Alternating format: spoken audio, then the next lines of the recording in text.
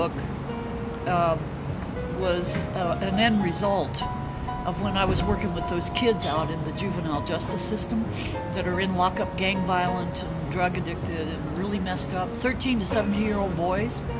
And then I worked with the street kids over at Outside In, and this book is an end result of all their work. And then it was my response poems to their poems. So that's really what this book is about. I want to do, I think I read Medicine Woman Needs to you guys at one point. And I don't have the memory that Tom has. I wish I could remember like you do and be able to quote it directly, but I don't have it. And this is in, this was a response poem to these kids that were saying, we don't care, society doesn't care. You can kind of imagine what they're saying to us out here. And they said, a couple of them were Native Americans, and I asked them, have you ever been exposed to your native circles, your way of thinking and doing? Because it's a religion, if you will, unto itself. It's that medicine wheel oneness way of thinking and doing. No, not necessarily.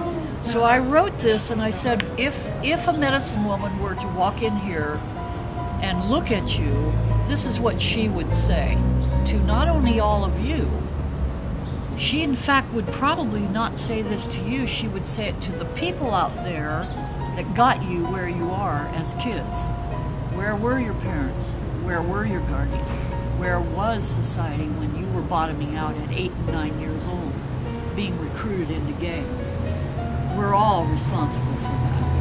Whether we like it or know it or not, we're all responsible for that. We cannot just let that happen. Anyway, that's my mantra. So Medicine Woman Needs, which encapsulates several different poems and pieces that I have read, like that one. I can't wait to do something over that one.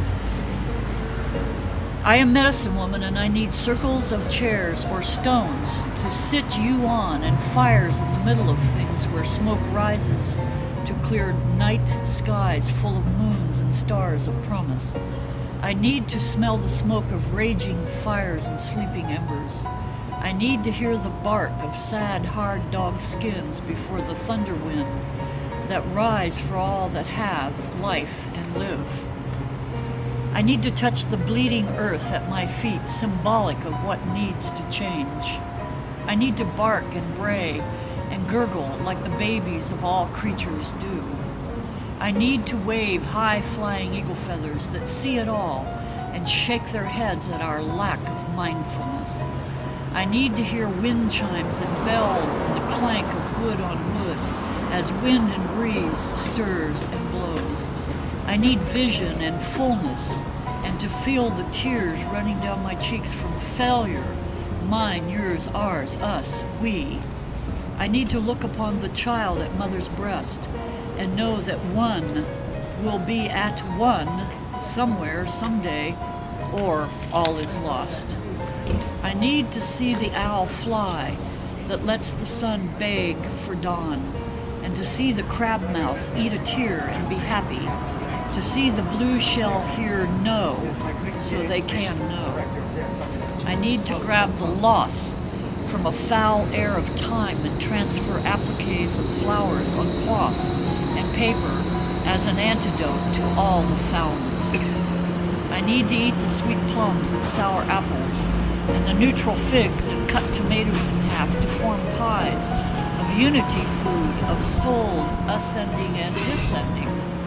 I need to stand central to all this and more in my circle, facing all medicine in all circles. I need this.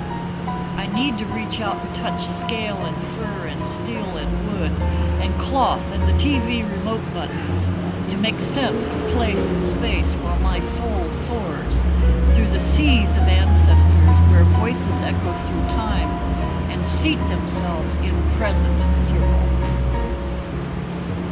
Loggy Native.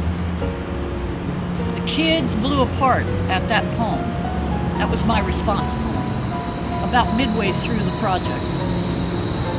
And they blew apart and they started writing incredibly response pieces, because it evoked all kinds. And we took each line and we pulled it apart, and these kids started writing.